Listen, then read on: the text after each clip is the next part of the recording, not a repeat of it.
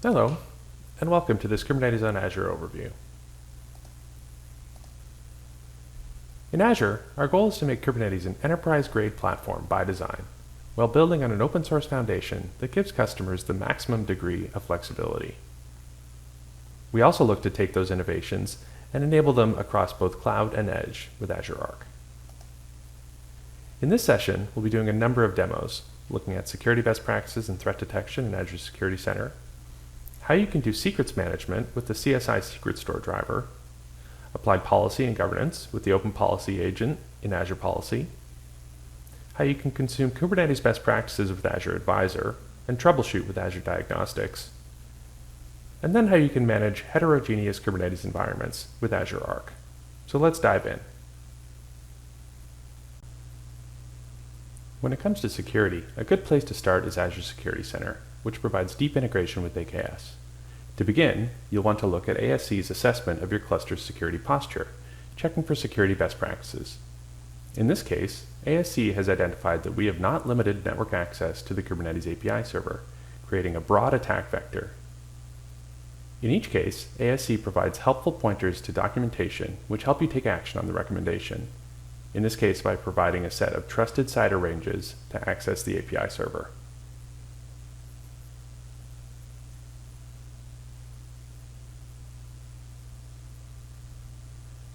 Once your environment is in production, you'll want to be alerted about potential threats.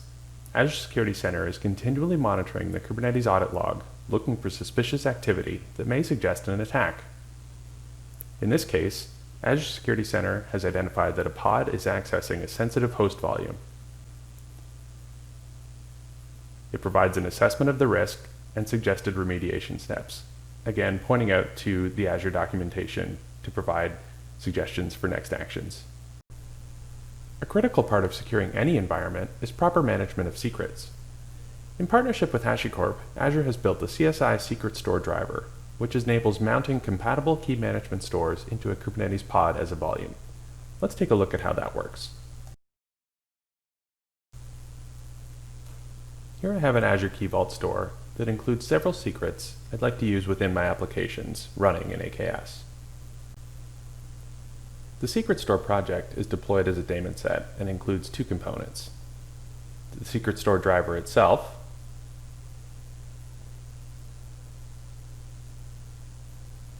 along with a compatible key store, in this case Azure Key Vault.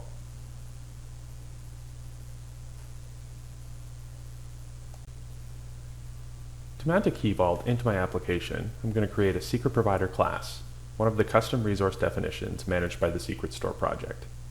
I specify that I'm using the Azure provider and define a way for the application to authenticate to the Key Vault store. In this case, I'm using the AAD pod identity project, which allows me to specify unique AAD identities for pods running in Kubernetes. I specify the Key Vault name and tenant, and finally, the objects that I want to pull from the Key Vault. Now let's look at the pod spec for the application which will be using the secret. First, I include a label to match this pod to the appropriate AAD identity which has access to my Key Vault. Then, I define an inline volume which references the Secret Store driver and the Secret Provider class I just created. And finally, I mount that volume into my pod so that the specified secrets will be readable as files. So now we can go ahead and create those two resources, starting with the Secret Provider class, and then the pod.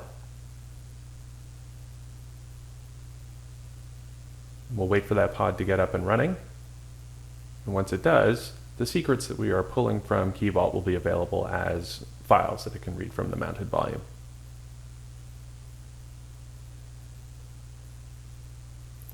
So now that it's up and running, we can exec into that pod and just run a list command on the mounted volume. We can see the storage password available as a file, and in fact, we can even cat out that password and see the password from Key Vault.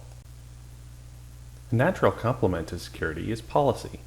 Organizations have all kinds of different policies for a wide variety of business needs, from compliance to reporting to cost management. The Open Policy Agent project, part of CNCF, offers a powerful and flexible way to manage that myriad set of policies. In Azure, we've baked the OPA directly into Azure Policy and AKS. Enabling Azure Policy for AKS is simple and can be done through the portal or the CLI. In a few minutes, the policy add-on will be installed and the cluster will be ready to apply policies. Azure Policy comes with a set of built-in policies that are commonly used by organizations that are running Kubernetes in production. Let's take a look at how we can assign one of those policies to our AKS clusters. So within the Assignments UI, I'll choose Assign Policy. Now when I create an assignment, I have the opportunity to create a scope, which means choosing the Azure subscription and optionally the resource group that I want to have that policy apply to. Then I can optionally choose a set of excluded resources if there are resources within that scope that I don't want to have the policy apply to. Next up, I choose the policy definition, and this is where we can see the set of built-in policies that are available. So if I search for Kubernetes, I'll see a few dozen built-in policies with descriptions of the definition of that policy. So in this case, I'm going to choose limiting load balancer services to only be internal load balancers, so not exposing any external IPs. Then I can give the policy assignment a name. Then under the Parameters tab, I have a couple of important options. First, I can choose the effect of the policy. So by default, this particular policy is set to deny, which means that any service I try to deploy that would create an external load balancer will be blocked by the gatekeeper admission controller. Now in this case, we're adding this policy to an existing cluster. We want to make sure that we're not breaking any existing workflows that our developers may have. So I'm actually going to change this to audit, which means that any resources that are out of compliance will be audited, will be visible within the Azure Policy UI. They will not immediately block deployments of those resources. I can also choose a set of namespaces within my cluster that I want to be excluded from this policy, and there's a set that are built in. So then I'll go ahead and create that assignment.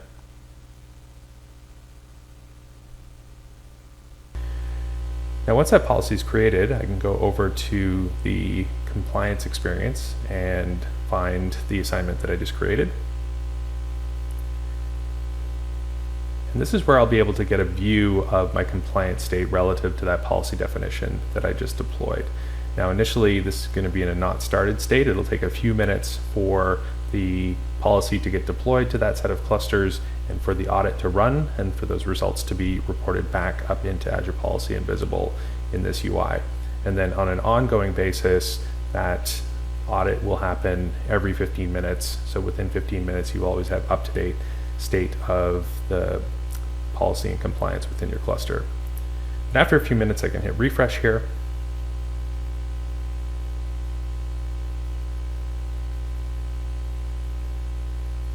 And see that I'm out of compliance because there is this one resource that is not compliant with that policy assignment that I just created, and that is this external LB service within the policy demo cluster.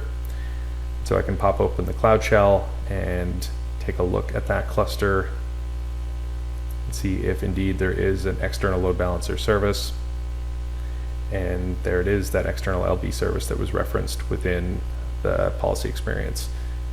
And indeed you can see that it has been assigned an external IP, so it is in violation of that policy. Now there's no doubt that Kubernetes has a lot of powerful capabilities, and there are many patterns emerging in the community about how to use them. But those may not always be obvious to newcomers. With Azure Advisor, we can make personalized recommendations for best practices you may want to consider, based on our experience working with thousands and thousands of customers. In this case, we've detected a few improvements that could be made to this cluster, including the application of pod disruption budgets, a way of ensuring application availability is maintained during voluntary disruption events like cluster upgrades or scale-in operations. Advisor includes links out to Azure documentation to make those recommendations actionable. We can provide that same level of analysis and insight when things go wrong. The AKS Diagnostics tool distills the learnings from thousands of customer support cases into a common set of troubleshooting steps, grouped by category. In this case, let's look at cluster insights. The The AKS Diagnostics tool runs a series of checks based on the telemetry we have about the cluster and common issues that customers encounter. In this case, 2 potential issues are detected, including the presence of killed pods, or pods that are continually restarting due to lack of memory. The tool provides information about the resources in question and the time frame when issues were encountered, as well as links to documentation for how you can address the issue. So far, we've exclusively been looking at AKS-based clusters, but most customers are supporting a much broader set of environments and looking for a common platform across them. With Azure Arc, you can easily connect any conformant Kubernetes cluster into Azure, then view and manage it alongside your AKS clusters. So let's take a look at how that works. As a simplified approximation of an on-premises environment, I'm going to create a Kind cluster here on my laptop. Kind stands for Kubernetes and Docker and is a simple way to run a one-node Kubernetes cluster inside of a Docker container. Once the Kind cluster is created, I can use the Azure CLI to connect that cluster to Azure. This will create a resource ID for the cluster in the Azure Resource Manager, allowing it to participate in many ARM-based experiences, including being visible and manageable within all ARM clients.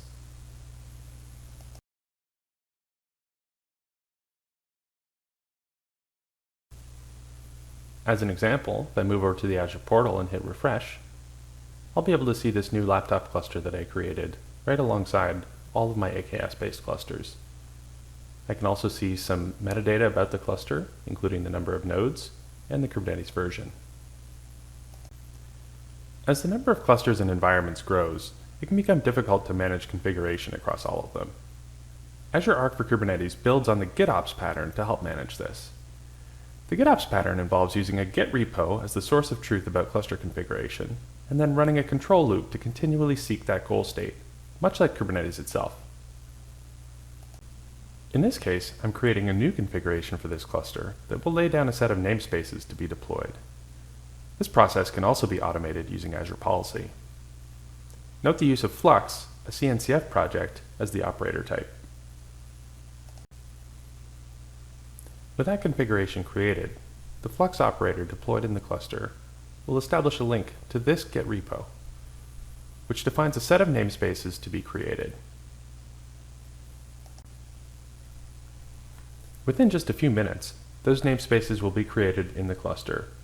Subsequently, the Flux operator will keep the cluster up to date with the goal state that was defined in the Git repo.